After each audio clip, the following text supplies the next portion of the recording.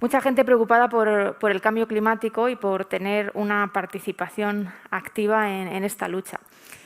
El movimiento surgió en Reino Unido y bueno, yo hace unos meses que empecé a colaborar con ellos y decidí que sería una buena idea empezar el movimiento aquí en España. Primero me gustaría hacer unas cuantas reflexiones sobre cambio climático. Probablemente si ustedes están asistiendo a estas jornadas es porque ya están sensibilizados y están buscando estrategias para de alguna manera mitigarlo. Bueno, esta diapositiva de mis compañeros británicos lo que viene a decir es que ya llevamos desde el siglo XIX, finales del XIX, sabiendo que tenemos el impacto que puede tener las emisiones. Los informes del IPCC llevan desde el 1988, es decir, no me imagino cómo puede ser un experto del IPCC avisando y avisando de las consecuencias que va a tener. Creo que habréis podido asistir o seguir el COP26 y habéis podido comprobar que decisiones claras, al menos en los países desarrollados, no hay. Bueno, pues este es el panorama que tenemos de emisiones. Y bueno, pues a pesar de todas las señales, seguimos pensando, o muchos, que bueno, todavía nos queda tiempo, ¿no? Que esto del cambio climático realmente hay que preocuparse o realmente no. Como podéis ver en pantalla, pues ya las Naciones Unidas, artículo del 2019, nos dicen que nos quedan 9 años. Si no, los daños van a ser irreversibles, como bien saben ustedes. Es decir, el tiempo corre y mientras, pues bueno, seguimos leyendo más noticias en las que nos van dando tiempos. Pues bueno, en el 2027 el calentamiento global, ese 1,5, pues seguro que lo sobrepasamos.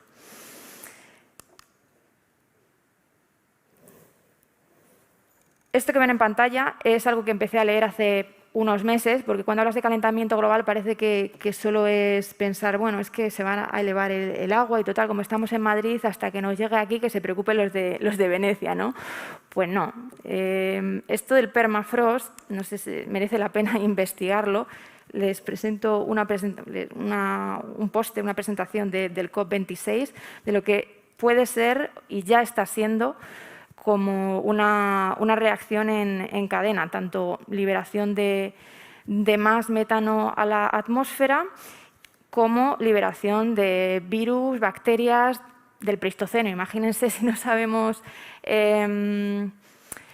gestionar un virus del siglo XXI, no me imagino cómo puede ser gestionar un virus prehistórico.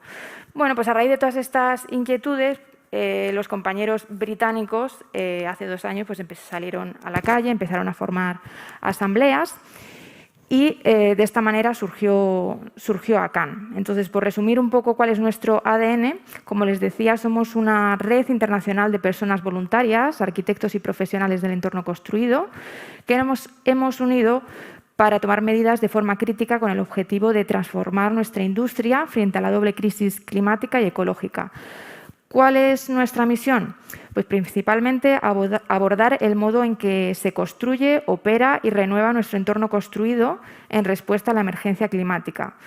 Como red de individuos, lo que intentamos es canalizar la energía personal. Somos un colectivo, pero la idea es empoderar al individuo con su experiencia y con su acción con este objetivo común, que es el cambio sistémico de nuestra profesión y del sector de la construcción en su conjunto. Si ya han escuchado las primeras presentaciones o slides que he puesto, consideramos que es algo urgente. Por tanto, nuestra misión es movilizar un nuevo movimiento de activistas profesionales hacia este objetivo, construyendo una organización abierta, solidaria e inclusiva. Como les decía, ACAN capacita a los individuos para que busquen el cambio de forma proactiva y facilita el esfuerzo colectivo a través de una plataforma compartida basada en la colaboración. ACAN está presente como grupos regionales, igual que yo estoy fundando el español, pues en Portugal, en los países nórdicos, en Alemania y Francia estamos coordinados con otras organizaciones, Alternative Builders en el caso de Francia, y Architects for Future en el caso de Alemania. Todos compartimos estos valores o pilares, digamos que son los pilares de nuestra organización, es decir, descarbonizar ya, la regeneración ecológica y la transformación cultural. ¿A qué nos referimos con descarbonización? Pues pretendemos transformar radicalmente el contexto normativo en el que se construye, opera y renueva nuestro entorno para facilitar la rápida descarbonización. Esa regeneración ecológica pues no solo incluye a la biodiversidad, sino pensar también en el bienestar de todos nosotros, de las comunidades y de los ecosistemas amenazados, y hacer todo lo posible por recuperar nuestros entornos naturales. Pero sobre todo lo que es ACAN es un movimiento cultural, es decir, en Reino Unido ya han conseguido en 2 años que los arquitectos nos relacionemos de una manera diferente, trabajemos de una manera más colaborativa y, a su vez, promovamos ese cambio con métodos interdisciplinares y bueno, es lo que quizás a mí me llamó más la atención de la organización. La manera en que trabajamos es a través de métodos participativos, principalmente grupos de debate, en el que se fomenta la facilitación activa y la escucha activa, que creo que hoy en día es bastante difícil, ¿no?, de detenernos a hablar de esa manera. Estos valores y principios no son utópicos, ellos lo aplican y gracias a ello el movimiento es bastante cohesionado y la gente comparte recursos, es una organización muy transparente, somos independientes, es decir, colaboramos con otras asociaciones o organizaciones, pero dentro de nuestros valores y principios. Por último, me gustaría hacer 2 reflexiones. Una sobre cuál creen ustedes que es el origen de la crisis climática. A nuestro juicio, bien, voy pasando, perdonad, que no sé por dónde voy. La verdadera crisis, el origen de toda esta crisis, realmente es la crisis de valores que hay en la sociedad contemporánea. Es decir, si no nos preocupamos por la manera en que nos relacionamos entre nosotros, poco nos va a importar el ecosistema, ¿no? ¿Cuántas veces he oído en la escuela de arquitectura esto de estos son mis principios y si no te gustan tengo otros para justificar un proyecto? Bien, iba un poco a desfase, ¿eh? Lo acabo de ver. Bueno, pues toda esta crisis de valores, ¿en qué se ha traducido la arquitectura y el sector de la construcción? Pues bueno, pues en una sobredosis de ego, es decir, se ha magnificado porque creo que, no sé, yo tengo la impresión como arquitecta e investigadora que hay una asignatura como obligatoria y transversal en la carrera, que es la de ego. Yo creo que si se sustituyera por un conocimiento más técnico y práctico para dar estrategias de cambio climático, las cosas serían diferentes. ¿En qué ha derivado toda esta crisis de valores, sobredosis de ego? Pues en una irresponsabilidad y negligencia normalizada frente al bienestar del ciudadano, frente a la crisis climática y ecológica, creando ambientes tóxicos de aprendizaje y trabajo. Es decir, una reflexión hacia cómo nos relacionamos y cómo trabajamos. Y, por tanto, una nula empatía con nuestra sociedad, ¿no?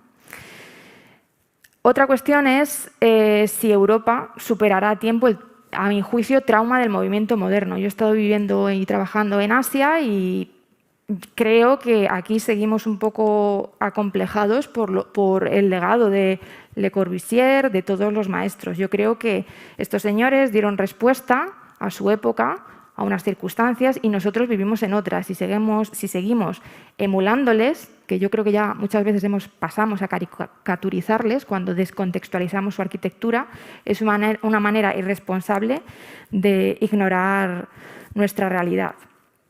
Por tanto, necesitamos movimientos colectivos multidisciplinares, como puede ser ACAN o como puede ser otros que están surgiendo, de manera que demos estrategias y herramientas diversas que realmente hagan frente a los verdaderos retos del siglo XXI. Y bueno, sobra decir que no nos queda más tiempo para más ensayos, ya les decía, tenemos 9 años, ni tiempo para retroalimentar nuestro ego. Finalmente, una reflexión sobre la educación. Me voy a ceñir al ámbito universitario. Como decía Erasmo, la principal esperanza de una nación reside en la correcta educación de su juventud. Bien, y bueno, sobre la educación, que decir que las emergencias climáticas y ecológicas exigen un nuevo paradigma en educación, uno que sea adecuado para preparar a los profesionales de la arquitectura y del sector de la construcción para hacer frente a la amenaza del colapso climático. Bien, por tanto, las viejas reglas del juego se han quedado obsoletas y los planes de estudio ya no son adecuados para nuestra era ni la lucha contra el cambio climático. Esto no es nuevo, ¿verdad? Lo único que estamos consiguiendo es que aumenten ese desfase o lagunas de conocimiento. Y hay que reconocer que el mundo en el que vivimos ya no es aquel en el que nuestros educadores, la mayoría, aprendieron a ejercer. Voy terminando. Por tanto, no podemos esperar más a que la inercia del mundo académico se descongele gradualmente y reaccione adecuadamente a la crisis que se avecina.